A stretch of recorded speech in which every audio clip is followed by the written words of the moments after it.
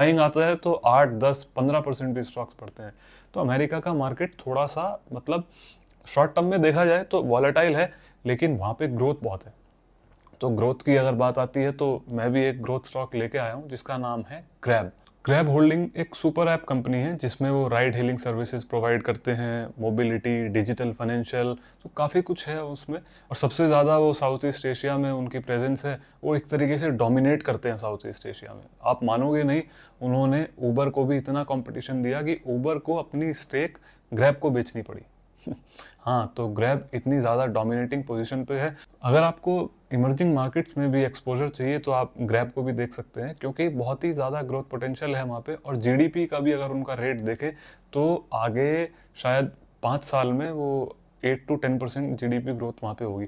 तो उसके भी जो जीडीपी ग्रोथ का बेनिफिट है उसको सबसे ज़्यादा लेने के लिए ग्रैब तैयार बैठा हुआ है। उनके पास अराउंड 7 बिलियन इन कैश है। तो बीच में उनका गोटू से एक मर्जर की भी बात चल रही थी, अगर वो हुआ तो चेरी ऑन टॉप हो जाएगा। तो मेरे हिसाब से तो ग्रैब अच्छी कंपनी है, आप उसको देख सकते हैं। अब इसके थोड़े से फाइनेंशियल की हम बात कर लेते हैं। रेवेन्यू इनका इस Q3 2025 में 22% बढ़ा ईयर ओवर ईयर। और on demand gross merchandise value जो इनकी है वो 24% बढ़ी।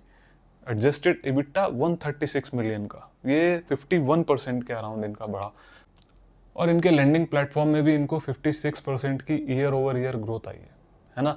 तो मेरे हिसाब से तो बहुत अच्छी ग्रोथ वाली कंपनी है। और आउटलुक में अपनी गाइडेंस में भी उन्होंने मिड पॉइंट में रेज किया है।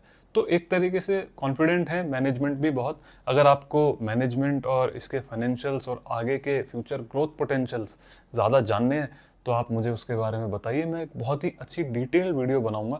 अभी हम बात कर लेते हैं टारगेट्स की जो कंसेंसस ने दिए हुए हैं। अभी कंपनी का मार्केट कैप है अराउंड 20 बिलियन। ये पहुंच सकती है मेरे हिसाब से कम 100 बिलियन के आसपास। तो ये 5x यहाँ से होता है।